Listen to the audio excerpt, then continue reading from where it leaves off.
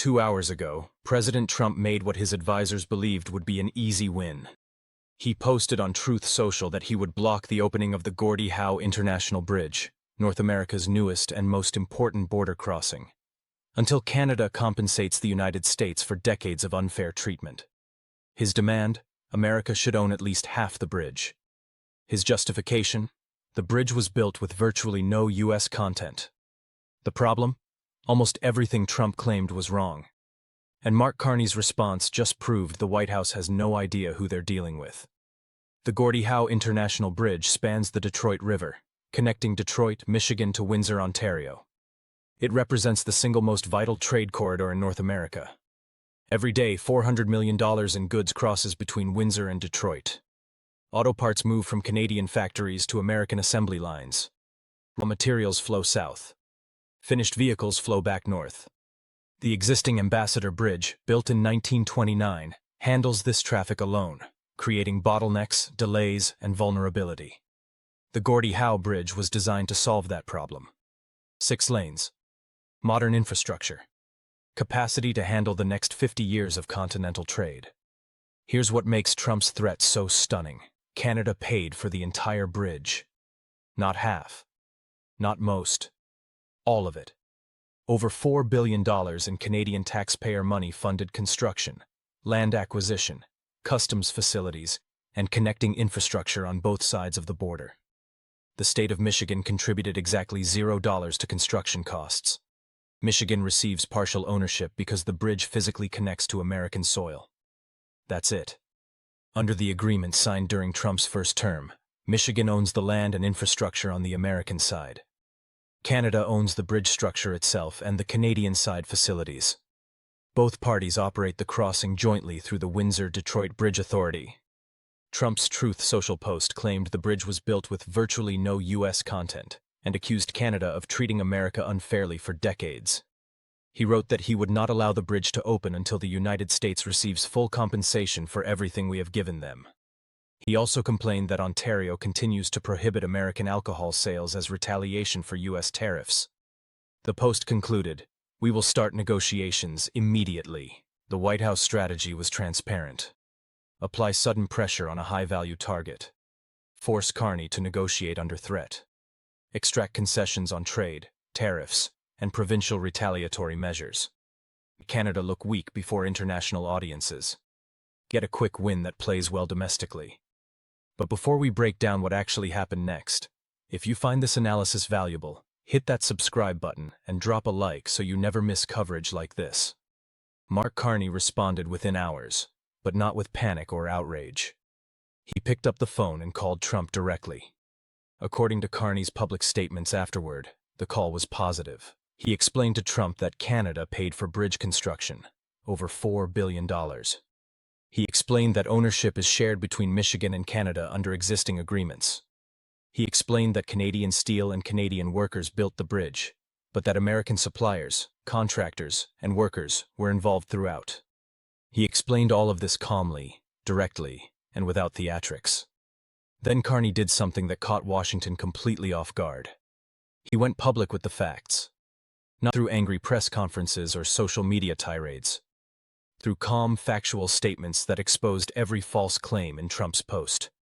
Carney told reporters that Canada funded construction entirely.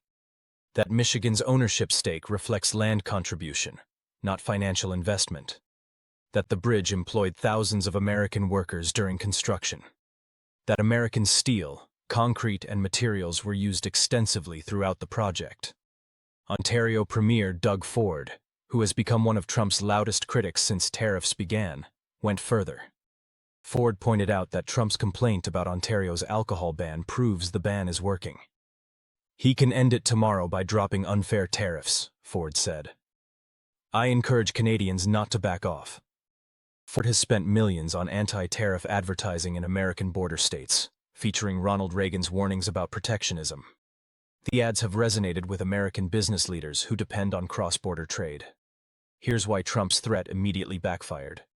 The Gordie Howe Bridge is not a Canadian project that benefits Canada alone.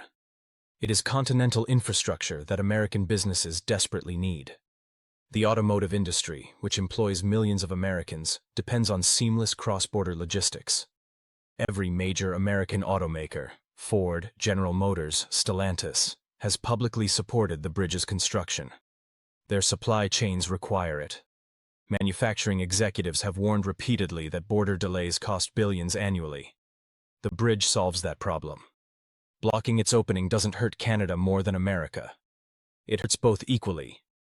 Canadian trucks carrying parts to Detroit factories get delayed. American trucks carrying finished vehicles to Canadian buyers get delayed. The entire integrated North American auto industry suffers. Michigan's economy, already strained by tariff uncertainty, takes another hit. Wisconsin, Ohio, Pennsylvania, all states with automotive exposure, feel the impact. These are not blue states Trump can afford to ignore politically. These are swing states where economic pain translates directly into voter anger. American business response was immediate and blunt. The Detroit Regional Chamber called Trump's threat economically reckless and urged immediate resolution. The U.S. Chamber of Commerce warned that blocking critical infrastructure over political disputes undermines investor confidence in American stability. Automotive industry lobbyists privately told White House officials that the threat was insane, given supply chain integration realities. These were not Canadian voices complaining.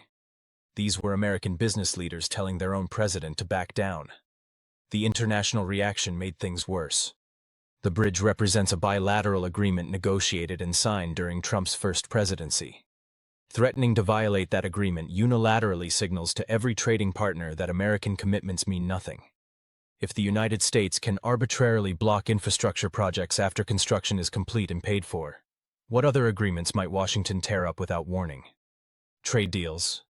Defense commitments? Investment protections? Carney's calm, factual response created a trap for Trump.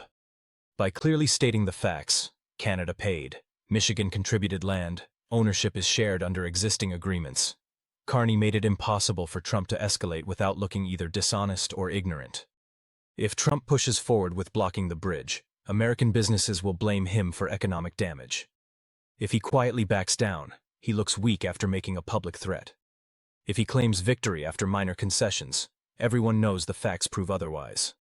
But what really caught Washington off guard was the realization that Carney had been preparing for exactly this kind of confrontation. The bridge dispute didn't emerge in isolation. It came during an escalating series of trade conflicts, tariff threats, and public insults between Trump and Carney. And at every stage, Carney has responded not with reactive panic, but with strategic patience backed by preparation. When Trump imposed tariffs, Canada already had retaliatory measures drafted and ready.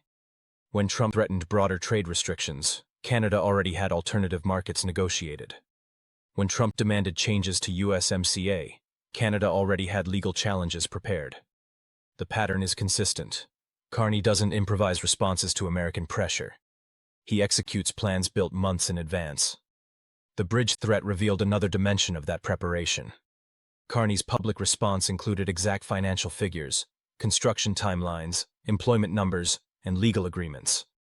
He didn't need to look anything up. He didn't need briefings. He already knew every detail because his team had anticipated this exact scenario and prepared comprehensive responses in advance. Senior White House officials, speaking anonymously to reporters, expressed frustration that Canada seems 3 steps ahead on every dispute. One described the situation as playing chess against someone who's already seen your next 10 moves. Another complained that every time the administration applies pressure, Canada has already built an escape route. The bridge dispute now sits in an uncomfortable stalemate. Trump made a public threat he cannot easily enforce without massive economic and political blowback. Carney called his bluff by calmly stating facts that undermine Trump's entire position. American businesses are pressuring the White House to resolve the issue quickly. Michigan's Republican leadership is quietly urging de-escalation. And the bridge's opening, scheduled for late spring, approaches rapidly. Trump has 3 options, none of them good. He can follow through on blocking the opening and watch Michigan's economy take another hit while American automakers howl in protest. He can quietly back down and suffer the humiliation of retreating after a public threat. Or he can claim some face-saving compromise that everyone knows is meaningless given the underlying facts. Carney, meanwhile, has positioned Canada perfectly. By paying for the bridge entirely, Canada holds the moral and legal high ground. By responding calmly with facts rather than emotion, Carney looks like the adult in the room. By having American business leaders defend Canadian interests, Carney has effectively turned domestic American pressure against Trump's position. There's speculation in Washington that the bridge threat was never really about the bridge itself. Some analysts believe Trump wanted to create leverage on other trade issues by threatening something Canada and Michigan both value. If that was the strategy, it failed spectacularly. Instead of creating leverage, Trump created a situation where backing down looks inevitable, and where American interests align with Canadian positions. Ontario Premier Ford's alcohol ban adds another layer of complexity. The ban targets American beer, wine, and spirits in retaliation for U.S. tariffs. It's politically popular in Ontario and economically painful for American producers. Trump specifically mentioned the ban in his Truth Social post, suggesting he wants it lifted. But Ford has made clear the ban stays until tariffs go. And Ford, despite being a conservative premier, has emerged as one of Canada's most aggressive defenders against Trump's trade policies. His multi-million-dollar advertising campaign in American media markets has shaped public opinion in border states. 2 hours ago, the White House thought it was applying pressure to a vulnerable target. 2 hours later, it's clear the target wasn't vulnerable at all. Trump wanted Canada to panic over threats to critical infrastructure. Instead, Canada calmly explained why the threats made no sense. Trump wanted to look strong by making demands. Instead, he looks uninformed about basic facts of a project his own administration approved. Trump wanted leverage. Instead, he created a situation where American businesses are demanding he back down. Mark Carney didn't need to shout, threaten, or escalate.